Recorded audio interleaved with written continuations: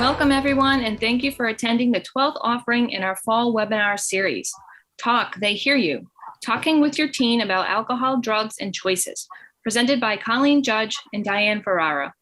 I'm Katie Hamill, a Rhode Island Student Assistance Counselor and Project Manager for this webinar series. This series is brought to you by RISAS with funding from the Rhode Island Department of Health and focuses on youth mental health, trauma, and the unique role that parents, educators, and communities play in fostering resilience in youth. Please sign in the chat box with your name, your affiliation, and your role. If you're watching a recorded version, located below this video, you will see a description box with links to our website and Facebook page, where we will let you know when more content like this will be released. In addition, don't forget to complete the post survey.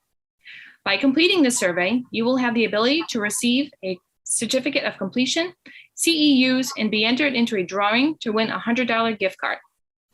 Before introducing our presenters, I wanted to tell you about our next webinar scheduled for December 8th at 6:30 on the topic of rethinking language expectations, the role of parents and teachers in reframing communication in schools with Dr. Silas O.R. Pinto.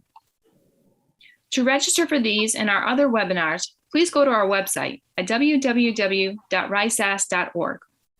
We are extremely fortunate to bring you Colleen Judge and Diane Ferrara.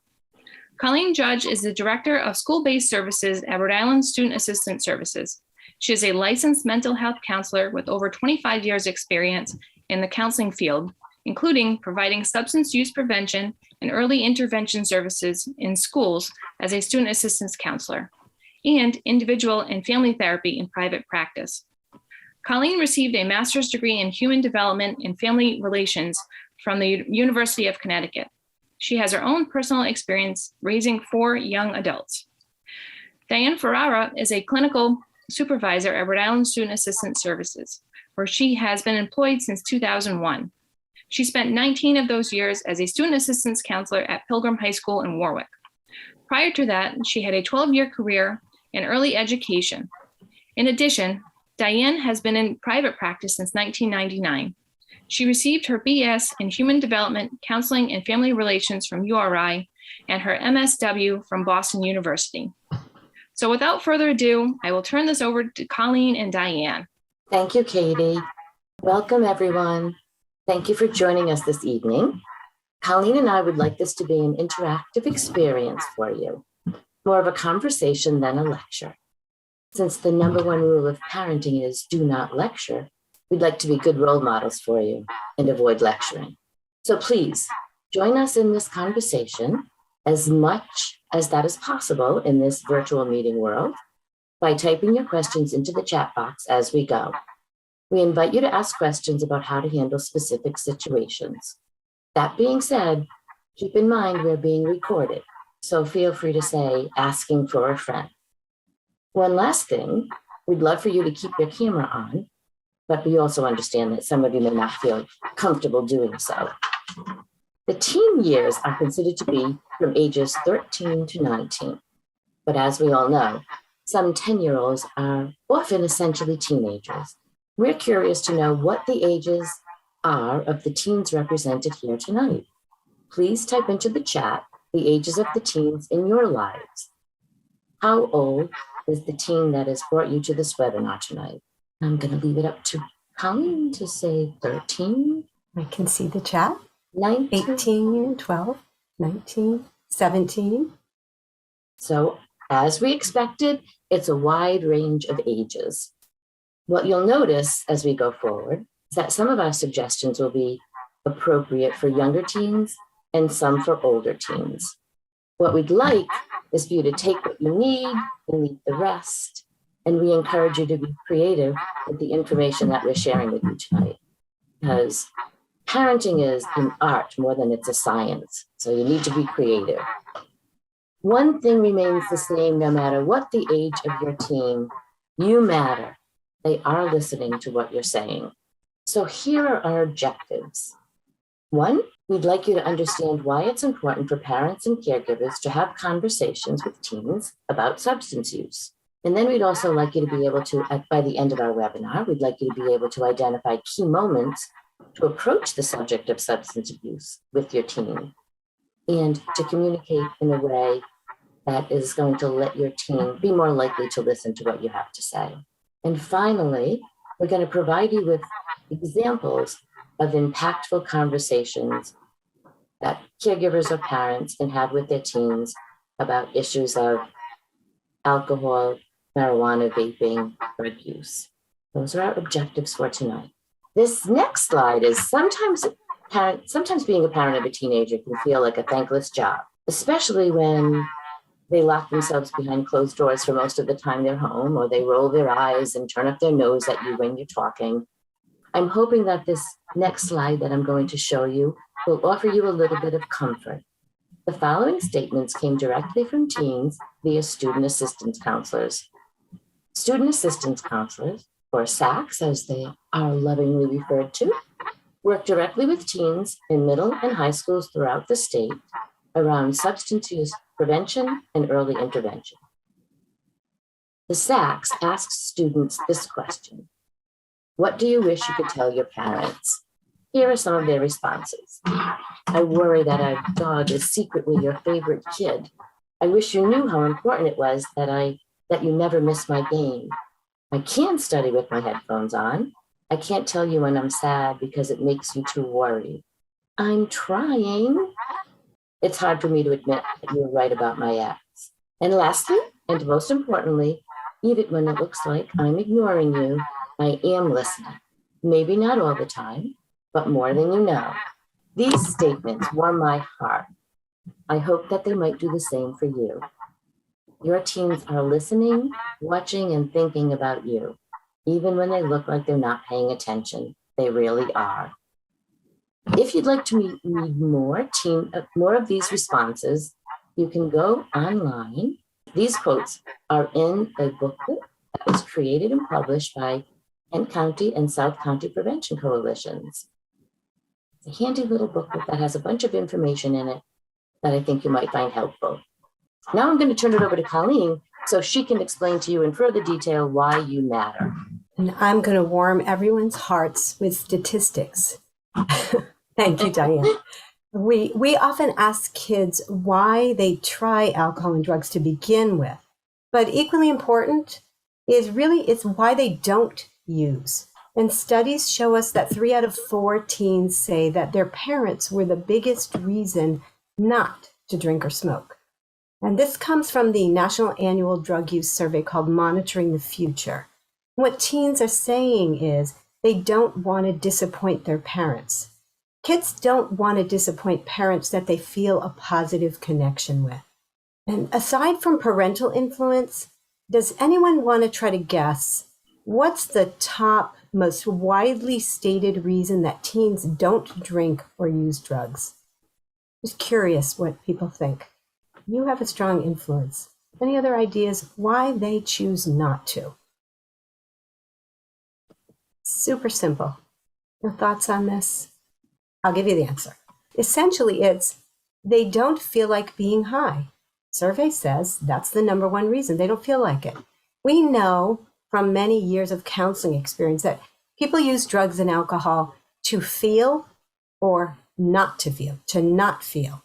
In other words, people use drugs to chase a feeling they want to have or to escape a feeling that they don't want to have. So as parents, we can't make our kids' lives perfect, but we can help them experience life in a way that supports them so that they continue to not feel like getting high.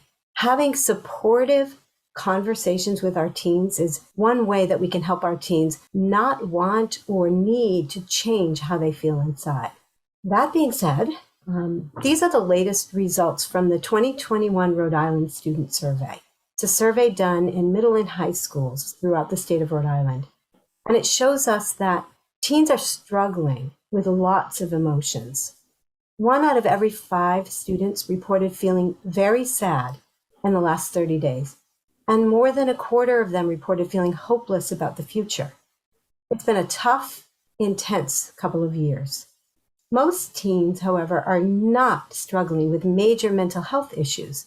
Most are just growing up and experiencing normal developmental emotional growth. Teens have very sensitive emotional parts of their brain. Their amygdala is a part of their brain that's like a car alarm, and it can go off if you just brush up against it. So their everyday emotions can seem like upheaval. And we can help our teens understand that uncomfortable feelings such as sadness, disappointment, fear, worry, they're all a natural part of life. Emotions themselves are short-lived. They typically last seconds to minutes. Moods last longer, hours or days. When we teach our teens how to handle emotions, they're better able to handle moods. And we can role model how to handle feelings. And we'll talk a little more later about handling our own emotions when we take on those challenging conversations with our teens.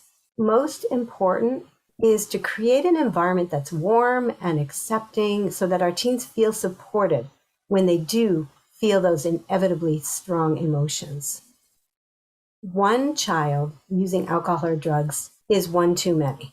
Just to give you some perspective on the prevalence of substance use among teens, most teens between the ages of 12 to 17 don't drink or use drugs. According to the 2020 Rhode Island Student Survey, approximately 13% of middle school and high school youth used marijuana in the past 30 days, and about the same number used alcohol. This means, the positive stuff, that out of every 100 students, 87 did not use. Now, this is important to know because many people believe that all teens drink, all smoke, and that it's a rite of passage, when in fact, it's not true of today's teens. If we believe it's expected that they'll experiment with alcohol or marijuana, that's the message we'll be giving them. And we need to give them a message that we expect that they won't use. 12%, or a little more than 1 out of every 10 teens surveyed, vaped nicotine. That's down from 2018-19. Hopefully we're getting the message across, but unfortunately cigarette use went up. And about 2% misused prescription medication, which is always a very, very serious concern. If we look at high school students only, it's on the right in yellow. 17%, or almost 1 out of every 5, used alcohol, and about the same percentage used marijuana, closely followed by vaping. But looking at middle school only, in the green, only about 6 or 6.5% use of substances. So substance use is at lower rates in younger students and rises significantly from middle to high school. So it's important to talk to your children early before they start. Keep in mind, just because you talked with them about it when they were younger, doesn't mean you can't say it again. It's never too late. And we expect our kids to stay away from risky substance use, but we also expect them to take some risks in life. Teens are natural risk takers, and their brains aren't fully developed until at least age 25. The inner brain, or that emotional part of their brain, develops before the frontal lobe, or that decision-making part or impulse control part of their brain. And it's natural for them to explore and be sensation-seeking.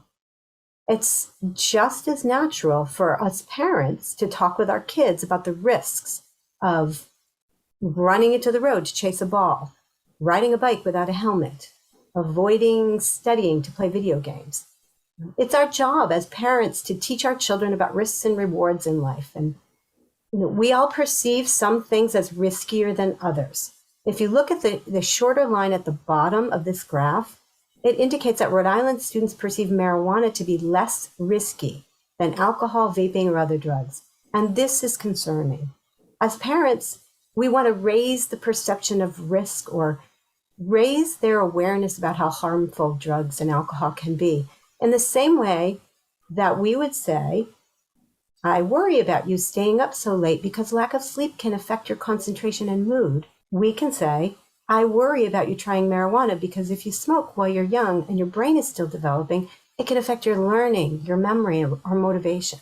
And the best approach is one that offers credible, honest information and not scare tactics. Scare tactics get attention, but they don't necessarily create those impactful conversations between kids and parents that we want to talk about today. So let's talk more about what does work.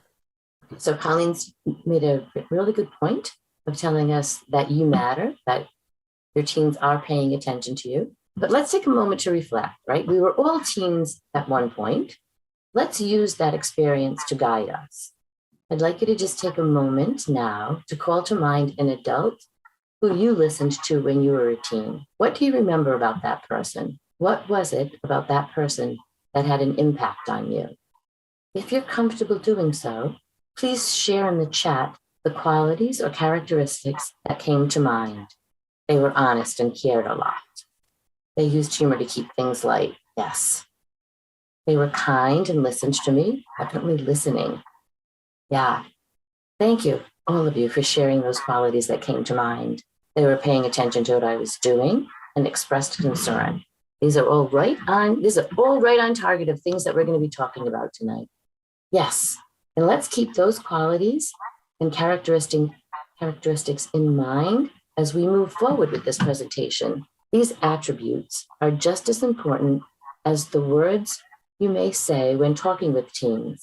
Being respectful, open, and accepting carry a great deal of weight with teens.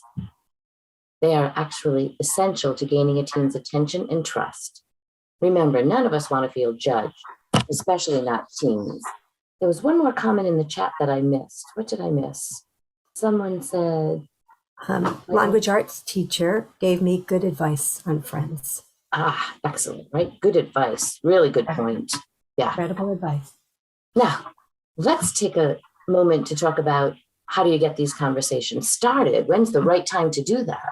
Finding the right time to bring up sensitive subjects with teens can be a challenge. A simple way to do that is to make regular conversations part of your routine. We refer to these times as key moments, interactions with your teen that happen on a regular basis. Times like sitting down for meals, driving in the car, picking them up after practice, shopping, cooking, or watching a show together. These are perfect times for bringing up topics like drug and alcohol use, as long as you keep it short and sweet. Coming up soon, we're going to show you a 1-minute video that is an excellent example of how to make the most of a key moment. I just saw something in the chat. Is it a question? It is a comment from Terry. Yes. I like what you said about being informed about marijuana before you speak to your teen. There's so much mixed information. What source do you recommend? We are going to go there. I think that's conversation goal number 3. Right. We will get there. And they're in the resources at the end of the PowerPoint. Thanks, Terry. Okay, so before we move on to the video, I just want to say a little bit more about using key moments to express your love and show your teen you're on their side. For example, when your teen gets in the car after school, rather than asking, "How was your day?" a simple statement like, "I'm so happy to see you," is a way to express your love that lets your teen know that you're happy to have them in your life. Even if that might not always be true when they're acting, not their best. Just saying a statement like that, when you can get to a place where it feels very heartfelt, is a great way of just connecting with kids. Another example of using a key moment to strengthen your bond with your teen is making a point to acknowledge the positive things that your teen does. For instance, while sharing a snack, use the moment to say something like, "Thank you for taking the dog for a walk today. It means a lot to me when you do that without having to be told. It shows me that you're really growing up and becoming responsible." It's never too late to start doing this. And it can take some forethought and maybe even some practice to start making these statements of love and expression of concern. If you're anything like me and tend toward focusing on the what needs to be improved rather than what's going well. So for instance, when I would see my son, I would typically comment and criticize on his appearance. I had to work on learning to express my joy for seeing him. These little expressions of love, I think of as structural integrity for your relationship with your child. By taking the time to notice the positive and express your love in little ways on a regular basis, you're strengthening your connection. In marriage counseling, we teach couples that there needs to be a 5-to-1 ratio. That means there needs to be 5 positive interactions to every 1 negative interaction in order for the marriage to be successful. The same can be said for our relationships with our children. Making the most of key moments is really priceless. It's that instructional integrity. Final thoughts on this topic. It's never too late to start using key moments to connect with your teen, and it doesn't need to happen every single day. So here's the video I mentioned earlier. It's an example of an impactful conversation at a key moment. And as you watch, I'd like you to pay particular attention to the dad's body language, tone of voice, and word choice. Let's see and watch what you notice. Oh, hey, bud. Oh. Where are you headed? Just gonna hang out. It's a school night. With Gary and Todd? Yeah. Okay, so what do you think? What did you notice? Please type your comments and thoughts in the chat. You may have noticed some things about that video that I didn't notice. Sticks out to me is dad's, well, he's awkward and he's uncomfortable, but he's doing it anyway. Right, he was unsure of himself and felt uncomfortable. He might not have had the best word choice, but he made a point, right? I let dad's attempt, even if he's unsure, right? He's awkward. I like, it's his whole body language. His hands were in his pocket. He was non-threatening. Yeah. And he said, I've been meaning to say this to you. So he let him know that he let his son know that he's been thinking about this. And yeah, Terry, at the end, the eye contact, they connected. At first, dad was kind of, yeah. And the other things that I've noticed is that, yeah, he was speaking from his heart, wasn't he, Kathy? Authentic. He wasn't judgmental. He wasn't harsh. He mentioned the two boys, the friends' names, but he didn't say anything about them. He just thought that he wasn't too sure about those friends. I think it's just a really accurate description of what we actually go through as parents. And it's taking the step to do that, to actually have the conversation. Again, it's not so much the words you use, but the way in which you say them. One more? I love the metaphor at the end, the metaphor of the helmet, in a sense. It actually shows that they've had conversations before because they sort of gesture to each other in this knowing way. Wow, it's that take your helmet and be safe. So I kind of gave the sense that this conversation isn't the first one, even though it was awkward. It looked like there was some experience between the two of them having these conversations. Thank you, Colleen. He wasn't doing it in an authoritative way.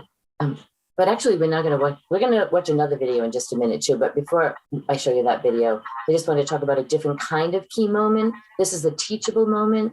This is when a major event happens in your community or the world. It may be something that your child tells you about, as in my friend went to the hospital because he drank too much, or it might be something that you experience with your child, like you go to a family function and a relative becomes intoxicated, or you learn from another parent that a teammate was suspended for smoking marijuana. These are teachable moments or opportunities to inquire about your teen's opinion and perspective and offer guidance and clear expectations. So let's watch this video now and see how this dad handles this teachable moment, and then we'll come back and chat about it.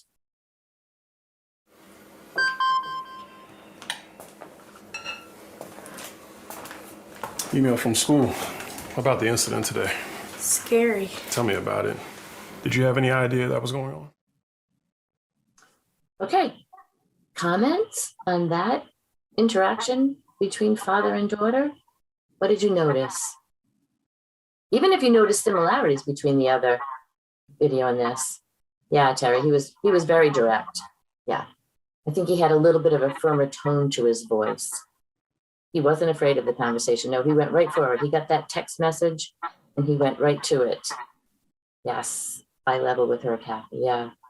Yes, dad had a good response to her saying, he didn't let her get away with that, right? He was just saying, yeah, kids still need to tell. They definitely had these conversations before too, Katie. I agree, right. So it's not their ongoing conversation. And yes, Maria, he was respectable, right? He didn't get angry. He didn't say anything that belittled her or the situation. He was asking and listening to her perspective on it. And I think it's interesting because we don't actually know what incident or event occurred at school. So it could be this scenario could be for a variety of different topics. Well, thanks for joining us, Terry. See you later. And what I thought, how these two videos are similar is that both parents, they kept it short and they expressed their love and concern for their child while setting firm limits. The dad in the first scenario talked about why he didn't want his son to drink alcohol, the dangers of it. They didn't lecture, neither parent lectured. I feel like I'm lecturing. More of these videos can be found online. You just have to Google Talk They Hear You. There's a variety of topics, not just even around drug and alcohol use. There's also an app for your phone that's really fun to use. All right, moving on. Time to take another pause. One of my favorite things to do, stop to pause and reflect. This time, I'd like you to stop to think about the many great things that you are already doing as a parent or caregiver. One thing I know for sure is that your presence here tonight is an indication of how much you care about your team. So now I'd like you to take a minute to reflect on yourself and give yourself some credit. What kinds of things pop into your head? Things that we've mentioned tonight or things that we haven't already? What kinds of things are you doing for your children or teens? Well, my teens are young adults now, and I'm happy they still talk to me and still connect. So lots of text messaging chats. Yeah, Trying thanks. to Yeah, get to please the put them in soccer the game. chat. Try to make it to all soccer games. That's really great, Michelle. We saw that at the beginning. It means a lot to kids when you show up. Yeah, Elizabeth, reaching out even, but it's not welcome. Sometimes it's hard to do that, isn't it? But yeah, it's making that effort. They act like they don't care. Oh, a weekly coffee date. That's great. Yeah, specific bonding time, daily drop off at the bus, and a quick morning check-in on how things are going at school. Yeah, showing interest, right? Showing interest without prying too much. One of the things I used to do is when my son would come home really late from his gymnastics practice and I'd already eaten dinner, but I would just make sure I sat down at the counter while he ate. Just getting that time to connect. Yeah, great. It's just really important for you to be thinking about the things that you're doing. Remember, what I want to say is, remember that nobody does it all and nobody does it all right. We don't need to be perfect parents or caregivers, but we need to be willing to continue to grow and learn.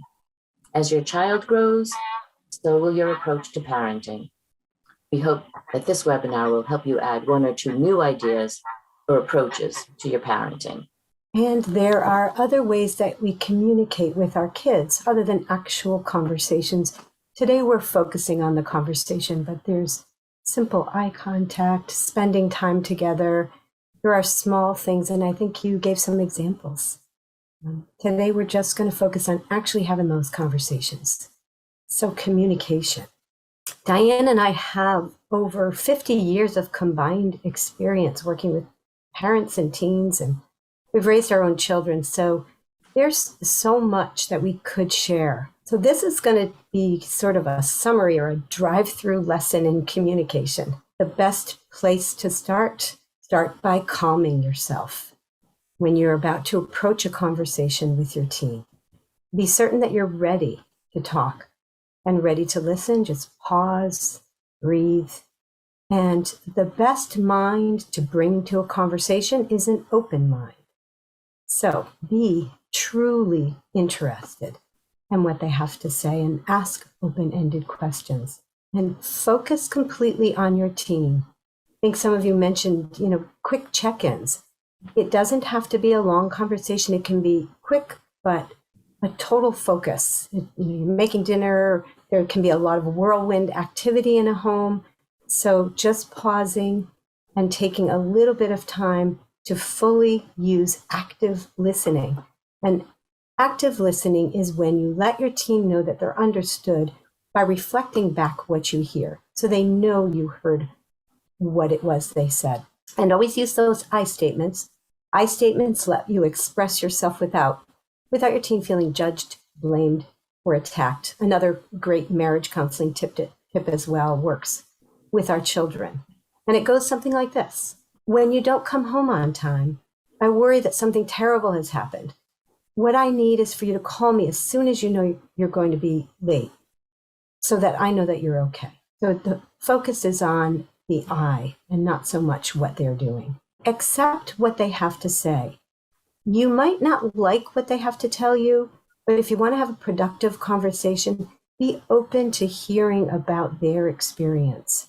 That's their world. It's how they view the world. It's how they experienced what happened. You might have a different interpretation, but your child is more likely to be receptive to you if you're receptive to their experience. And always, of course, offer empathy and support and let your child know that you understand.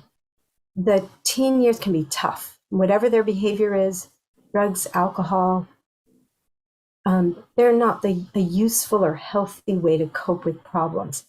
So remind your child that you're there for support, for guidance, and that it's important to you that they're healthy, happy, and that they make safe choices. Drive through words of wisdom. And these are some conversation goals we want to share with you. These are 5 conversation goals, and we hope that they will be used as guides. And they come directly from SAMHSA, the Substance Abuse Mental Health Services Administration's prevention campaign. And we're going to present them to you, and then we'd love to open this webinar up to discussion with your mics on so that we can actually have a conversation together. We'll do a tiny bit of lecturing first. Conversation goal number 1. This comes actually in a handy dandy brochure that you can keep around, but show you disapprove of underage drinking and other drug use. And do this by giving a clear message, a clear no use message. For example, it might sound like this. We have certain expectations in our family, and the most important ones are focused on your health and safety. That includes staying away from alcohol or any kind of drug, at least until your brain is fully developed. Very simple, very clear, very brief. Or maybe you have a family history and you're worried about their biological predisposition to develop a problem.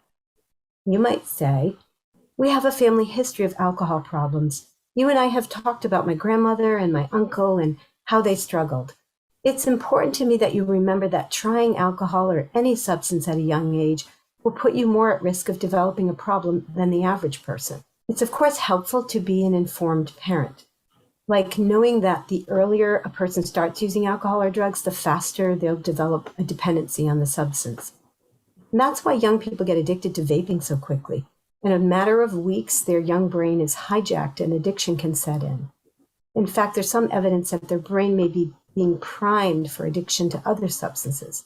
So there's a lot of information to it, but you don't have to have all of it. But it's important to not assume that they know how you feel about drinking and substance use. Send a clear message, a clear and strong message that you disapprove of any substance use at a young age. And of course, deliver that message with kindness and with respect. Show you care about your teen's health, wellness, and success. Teens are more likely to listen to you when they feel you are on their side. Remember earlier when I said if you want your teen to listen to you, start by listening to them? Well, let me give you an example of what I mean. Let's say you get a call from your daughter's school to inform you that she was caught vaping in the bathroom.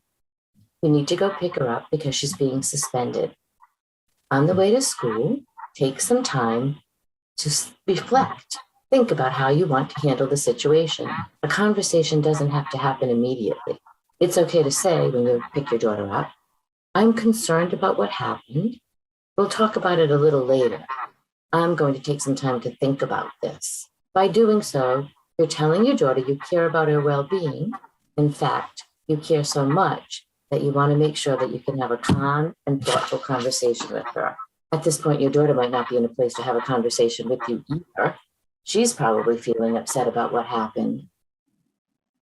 When you do get around to having the conversation with her, whether it's immediately or later, start with an open-ended question like, what happened? This lets her know that you're interested in her experience, thoughts, and feelings.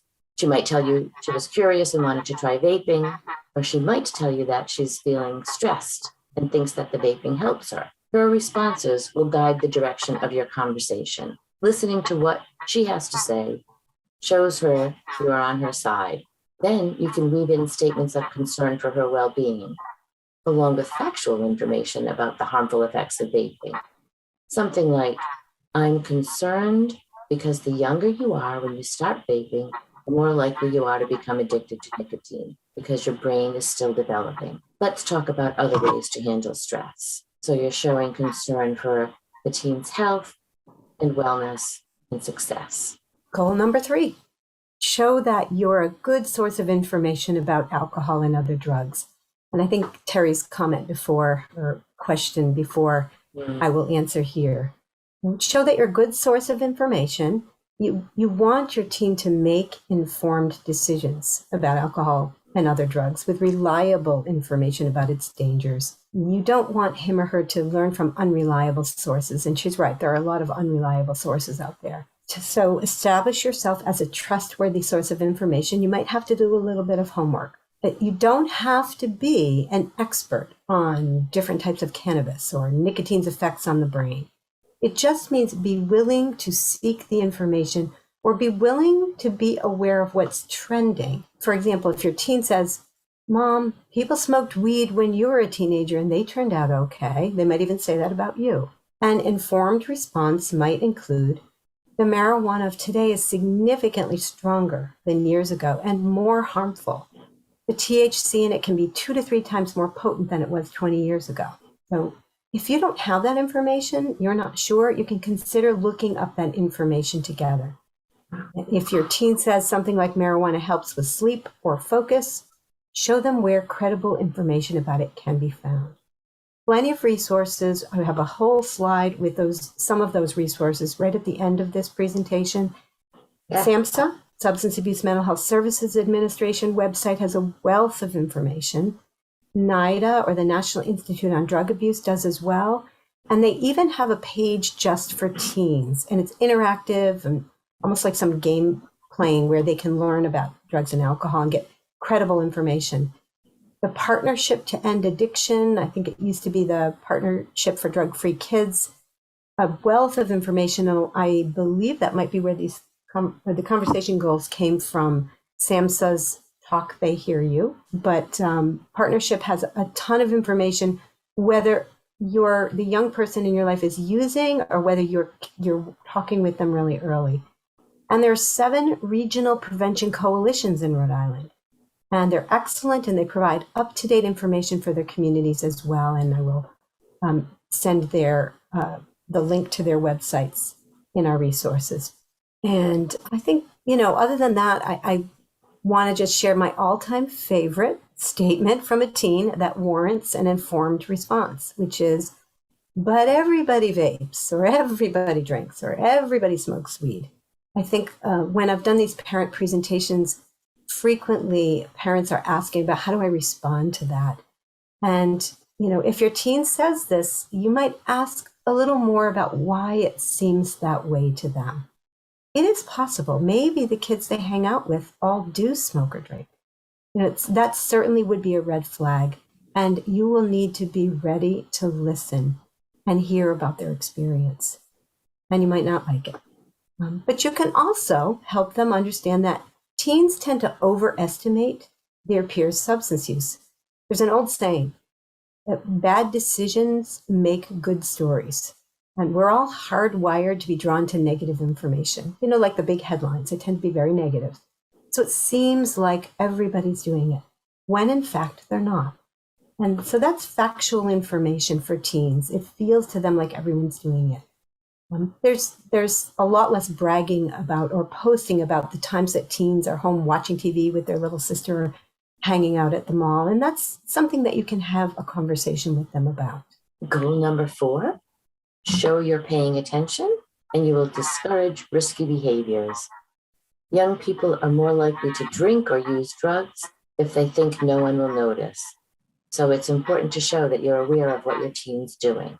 Simply things like, I heard there was a party over the weekend where some soccer players were drinking alcohol. What do you think about that? No judgment, just inviting your child's perspective.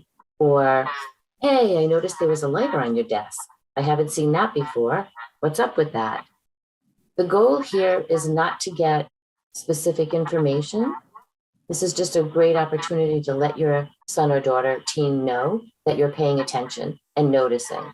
It can even be a matter of, if it's not about drugs or alcohol, you're noticing what they're doing. If you say, hey, I saw your skateboard out in the front yard today. I haven't seen that in a while. Where did you go on it? Looking for a way to show that you're paying attention and to connect with them. It's also a great opportunity to drop a one-liner.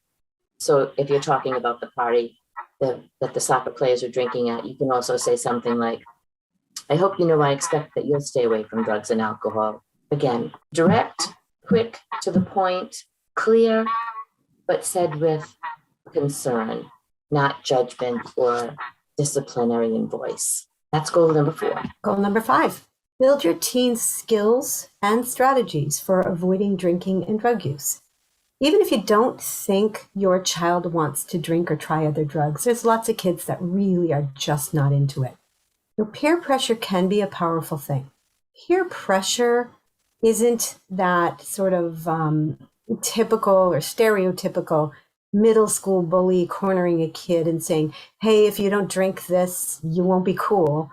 It's more about that internal pressure a youth puts on themselves to be like others or to be connected and included as part of the group. So it's really more of an internal pressure than an external peer pressure. So aside from encouraging substance-free activities, which we all want to do as parents, help them make a plan. Having a plan to avoid alcohol and drug use can help children make better choices. Talk with your children about what they would do if they were faced with a difficult decision. You can practice saying no thanks with them in a safe environment and keep it low key. And don't worry, you don't have to get everything across in one talk. Plan to check in frequently with quick chats and keep those lines of communication open. Practice saying no thanks with them in that safe environment. Even if you do, I was talking to a young man who's a junior in high school and involved in school and very confident, and he went to the bathroom and a kid, I think the boy asked him if he had any drugs.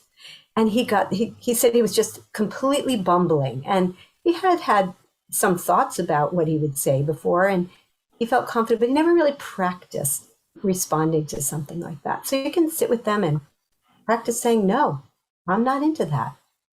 No, are you kidding? My mom would kill me. Or, oh no, I got to get home and walk my dog. So help them out with that. Or you can actually take it a step further and make an exit plan with them. And I'll give you an example of that. Your child might be in a situation where they're with others and something happens where they need your help getting out of the situation. Help them by planning escape routes or exit plans in advance. This might be a simple SOS plan. Your child texts the letter X to you, and that's a signal. You previously agreed upon signal that something's up and they need a way out. An X plan's an agreement that if your teen's in a sticky situation, you'll come get them, no questions asked at all, or at least no questions asked right away. And you can make an agreement that you're glad they asked for your help, and they can tell you more about the situation when they're ready, and that you won't pry. The X that the teen sends flags the parent to call the teen back and act like there was a big family emergency. So for example, the parent calls the teen back and says, hey, something's come up and I need to come get you right away. What happened, Mom? I'll tell you when I get there, be ready in 5 minutes. So then they have to rally and, in a sense, don't have enough time to explain to their friends or have to wiggle out of the situation. And if the X doesn't work for you, I know I always had a code word or code sentence with my kids. It could be a code word like monkey. It could be, how did grandma's surgery go? And, grandma didn't have surgery. So, they're flagging you for help. Or you can download an app that actually guides you in this process. I think what I'm showing you on the screen here, the X Plan for Teens, is an app, and it actually will set up the latitude and longitude. It'll tell you where the cell phone is, and it will hook you into people to call. And it's this is important, I think, too. It's not hypocritical to tell your teen that you expect that they will not drink or use drugs and that there will be consequences if they do, but also to tell them that you will rescue them if they do make a risky or an unhealthy decision. It's actually consistent with communicating how much you care about their safety and how much you love them. And a lot of parents don't feel comfortable with that. They think it's hypocritical. It is a consistent message about loving them, caring about them and communicating with them. And also tell your teen about the Good Samaritan law. It's a law that's in place to protect a call for help and an alcohol or an opioid overdose situation. They won't get in trouble if they call for help. That's very important for them to know. Regardless of the procedure that you use, give them an out. And, remember when I mentioned their frontal lobe of their brain is not fully developed? These are the situations where we actually want to act as their frontal lobe. Most of what we're talking about is engaging with them, connecting with them, being that parent that they don't want to disappoint. There are situations we want to kind of get in front of them and be their frontal lobe for them. This is you, Diane. Here's what I have planned to say. Speaking of exits, I'd like to end this with some words of wisdom from author Toni Morrison. I said it's interesting to see when a kid walks in the room, your child or anybody else's child, does your face light up? Just mimics what Toni Morrison is saying. And if there's one thing that you take away from this webinar tonight, that's what we hope that you take away. Leave them feeling like you've seen them and heard them and are happy to have them in your lives. I didn't want to skip that. I think it's lovely. These are some of the resources, and we will send these out to you. And as well, these are some of the resources if you're really concerned about your teen, if there's a mental health crisis. And I'm going to stop sharing my screen. This is our email addresses. We'd love to hear from you. If you're willing to turn your cameras on, say hello, ask any questions. I'll take a leap of faith here.